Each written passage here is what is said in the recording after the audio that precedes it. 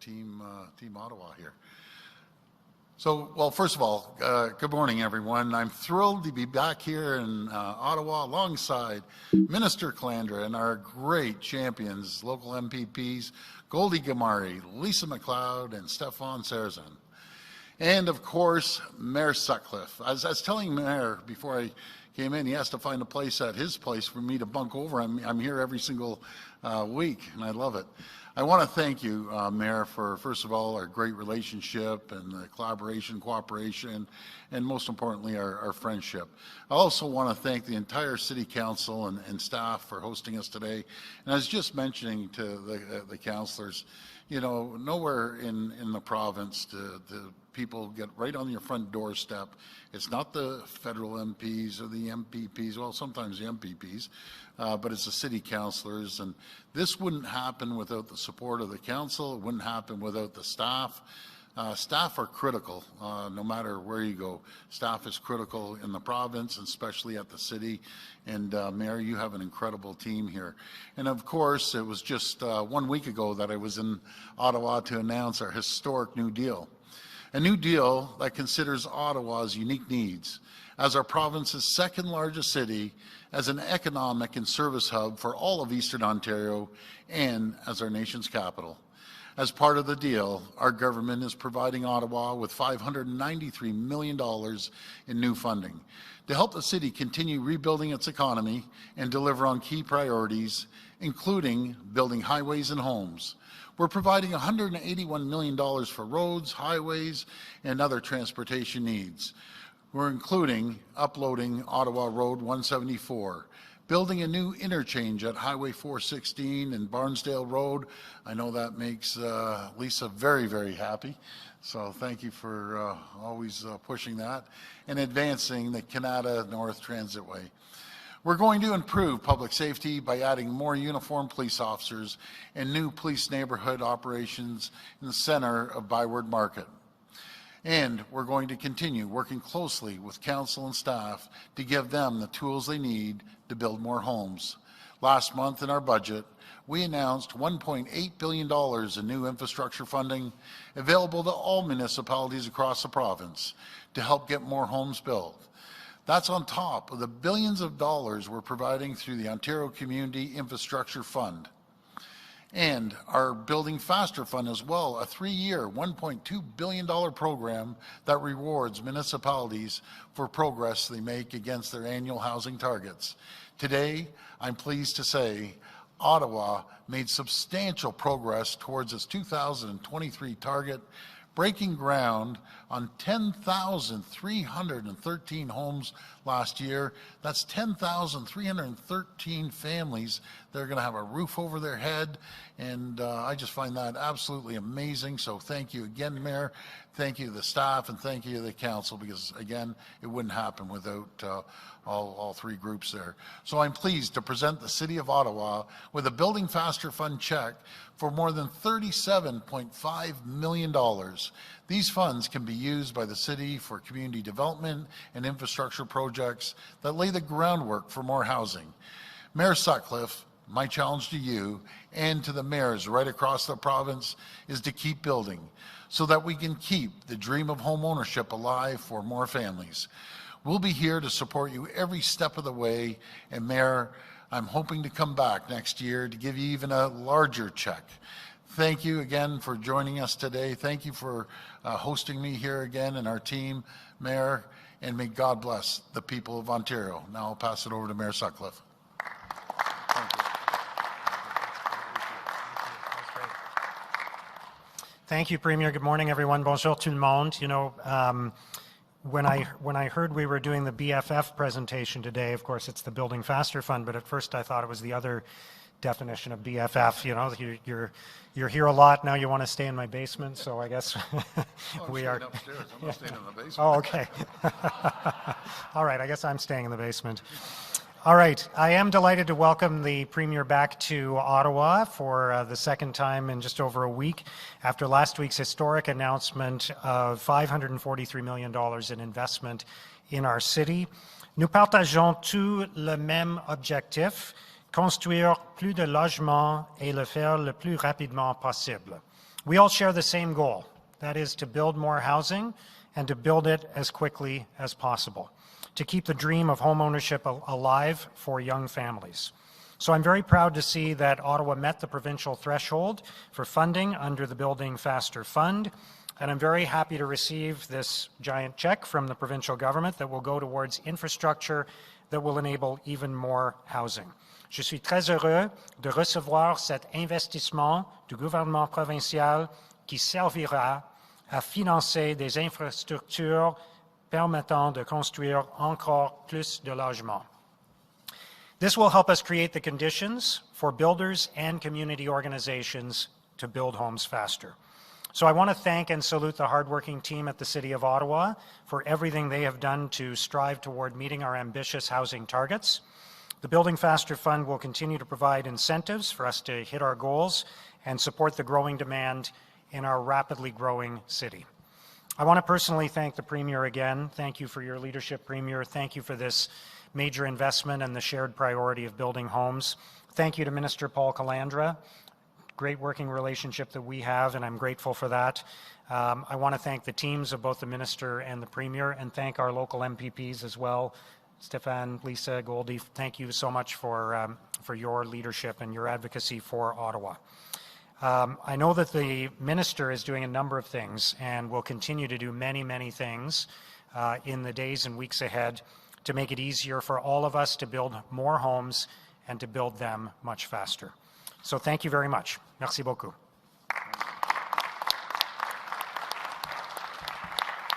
Thank you again. We will now go to reporters' questions. Reporters, please line up at the mic behind me. Please identify yourself by name and outlet. It'll be one question, one follow-up. First reporter.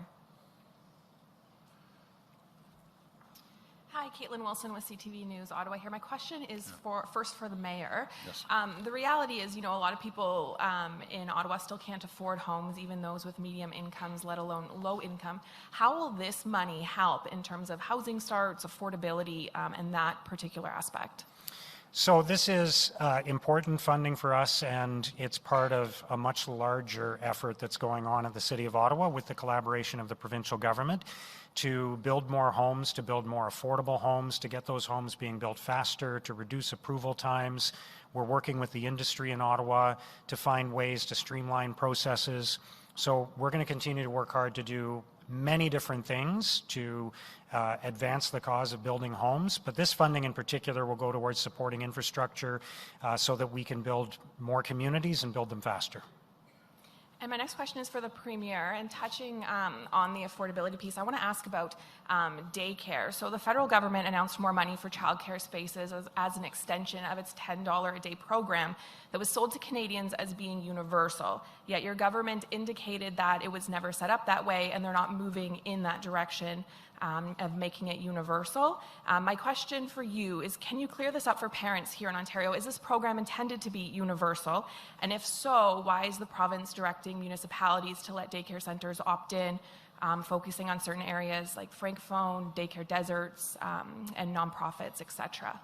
Well, first of all, Caitlin, we're the only province in the entire country that signed this conditional on a reopening clause. We knew there wasn't going to be enough funding, but there is good news here. So the average daycare cost is about $46 per day. We've knocked it down to $23. There's over 300,000 people that have lower cost daycare now than there was a year ago when we started.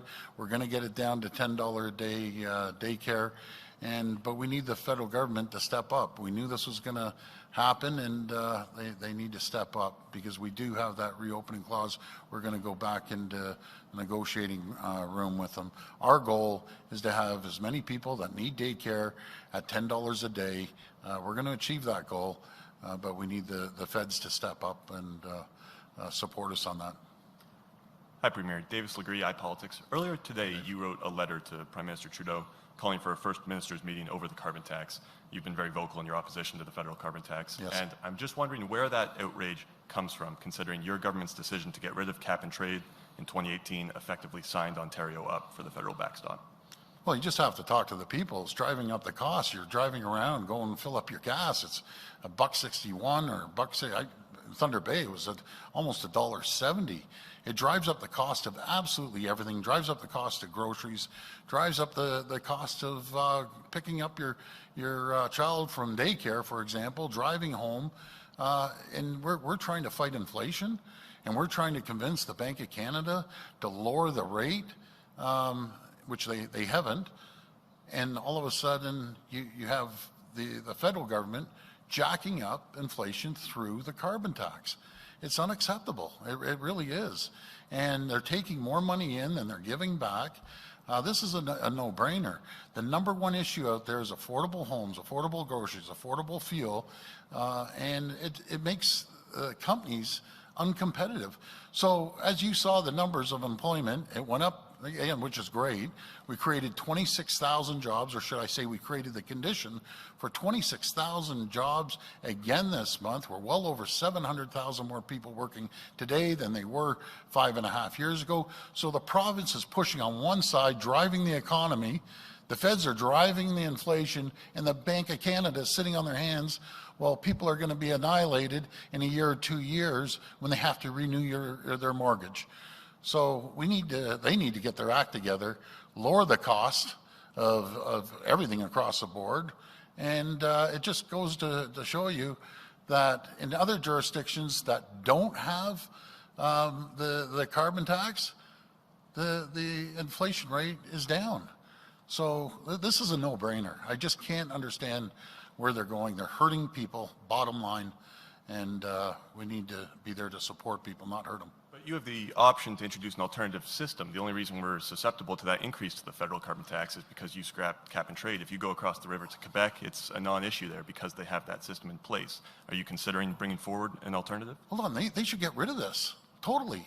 The carbon tax drives up the cost of everything, makes our companies uncompetitive, drives up the cost of food and fuel, and everything moves by transportation. Why do we need it? See, we take a different philosophy here in Ontario, and our government takes a different philosophy. You want to reduce emissions? I agree 1,000%. You want to do everything to the environment? I agree. But you don't have to go to one extreme or the other extreme. I'll tell you what we did. We built the largest transit system in North America, and we're number one in the world for a destination of building EV batteries and EV cars. We're changing over the coal furnace to electric arc furnaces in Dofasco and Algoma.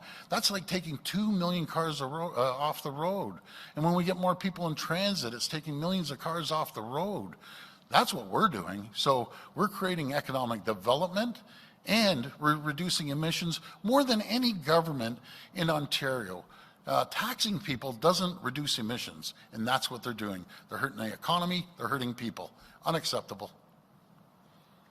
Hello, Mr. Premier. Blair Crawford from the Ottawa Citizen. It's a healthcare question. My newspapers had a number of stories about nurse practitioners who are working as independent agents and billing for medically services that are covered under OHIP, but being allowed to bill for them privately. So I'm wondering what the government thinks of that and whether you intend to bring them under the OHIP umbrella. Well, first of all, I think the world of nurse practitioners, we're spending millions of dollars on nurse practitioners, but there's a loophole in the Canada Health Act. Our Minister of Health, sent their counterpart in Ottawa a letter, close the loophole. Because as long as there's a loophole, they're going to do this. So we need cooperation again from the federal government and change the Canada Health Act. I know Sylvia Jones, our great Minister of Health and Deputy Premier, is all over this. But it's a simple fix. Close the loophole there, and it won't happen anymore. The second question is for Minister Calandra, and this pertains to an issue that's come to the head in Ottawa before about disciplining councillors who have found to have violated ethics standards. Yep. And in February, you said that the government had legislation that you hope to bring to the legislature before spring. Is that still on the books, and can you talk about what the government's intention would be? Yeah, you're referring to at the Roma conference. I said that I would be working with the Attorney General to bring forward something that was effective and constitutional. During the development of this, I'm starting to discover that it's in fact far more complex than I had ever thought. Even the regime surrounding the Integrity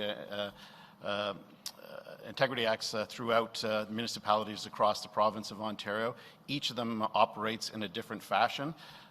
So I'm reaching out at the same time to the Ontario's Integrity Commissioner to get recommendations on how we can improve the system. I won't meet the timeline to have it done in the legislature before the end of June, but my hope is to bring a consultation to AMO. But there is a lot more work to do on this, because the more I look into it, the more disjointed and fragmented the process is, and I want to make sure that whatever we do, it is effective and meets the goals that we're trying to accomplish. Thanks. This will be the last reporter. Bonjour, Monsieur Ford. Frédéric de Radio-Canada. I hope you're good today. I'm doing great. I'm always doing great when I'm in Ottawa. I really am. I have the best trips here, always. Okay, so I'm just seeing that you sent a letter to Premier Ministre Trudeau. Yes. Requesting, just maybe tell us, what are you requesting? And maybe talk to us about the urgency for this meeting. Thank you. Well, we want to address the increase, the 23% increase on the carbon tax, and they have to put it on hold. I've been in constant communication on a daily basis with a number of premiers. We aren't happy about it, to say the least, but he needs to sit down with us on many issues. But if you think of it, he hasn't sat down with all the premiers in what, I'm guessing it was 4 years, somewhere around there. We can't even remember. So we need to sit down with them and have open dialogue and a good conversation with them. So hopefully he'll accept that. And I know Premier Houston, he's the chair. He's going to put that request in as well. So let's sit down and talk about it. This will be the last question. And another question for you, Mr. Ford, and for Mr. Sutcliffe after. So Ottawa is on track for their goals, right, with the 2023, yes, with 93% of construction. Yes. And there's more money to come for Ottawa if they meet their objective. It can be up to $118 million. So how can you help the city meet their goals 100% for the next few years? Well, we're doing it. We're giving every tool we possibly can. We're giving money for the infrastructure as well. Keep in mind, if I'm not mistaken, Mayor, Ottawa is 4.5 times the size of Toronto geographically, so there's not a lack of space. But I'm not one to sit back and tell any municipality where they should build or they shouldn't build. No one knows better than the municipalities. Not the federal government, not the province, but the municipalities know where they should build and where they shouldn't. And I have all the confidence in the world in the staff and city council and Mayor Sutcliffe that we're going to be coming back next year with a much larger check. But I'll tell you that that $37.5 million is pretty good. And I just want to congratulate them. OK. Merci pour la question en français, oui. OK. Alors, nous travaillons ensemble avec le gouvernement provincial et je suis ravi de travailler avec le ministre et le premier ministre pour bâtir plus de logements et plus de logements abordables à Ottawa. Ce que nous faisons, c'est de réduire les processus. Aussi, ces fonds sont très importants parce que nous devrons bâtir plus d'infrastructures, plus de transports en commun pour soutenir les nouvelles communautés. Alors, je suis très heureux de recevoir ces fonds et de travailler ensemble avec le gouvernement provincial pour bâtir plus de logements. Okay, so I think what we need to do is what is already happening, which is working with the provincial government and working with the staff at the City of Ottawa to reduce the process involved in getting new homes built. And the funds that we're receiving today go towards infrastructure that will help us build and enhance existing communities. As the city is growing, we need more support for infrastructure. We've made that clear to the provincial government, and they've been listening, and we are making that clear to the federal government as well. We need support for infrastructure if we're going to build more homes and build more communities. So we need more water and sewer, we need more roads, we need more transit to be able to build these communities. So I think this is a big help today, and we're going to continue doing exactly that. Merci. Thank you, everyone. Hold on, I gotta show what I get for $37.5 million. Hold on. These are from my friends at Maverick Donuts. It's a little gift for the Premier. You know, we don't have Mavericks in Toronto area, so anyone who ever comes up, I hear these are the creme de the creme, and look at that. It's beautiful, and it says Ottawa and Ontario. Now, you know who's going to be even happier than me? The people sitting beside me on the plane. And if that doesn't cut it, do you know who else is going to be happy? Is Mayor Del Duca. Because usually he comes over with the cannolis. We smash a box of cannolis down Saturday morning, but he's probably doing cartwheels. So Mayor Del Duca compliments Mayor Sutcliffe. We have this great Mavericks. So you know what we're having tomorrow morning for breakfast. Here we go. So, Here, let's do a thank picture. you. Let's do a picture with this. Yeah, with, okay, there you go. I love that. I've never had them before.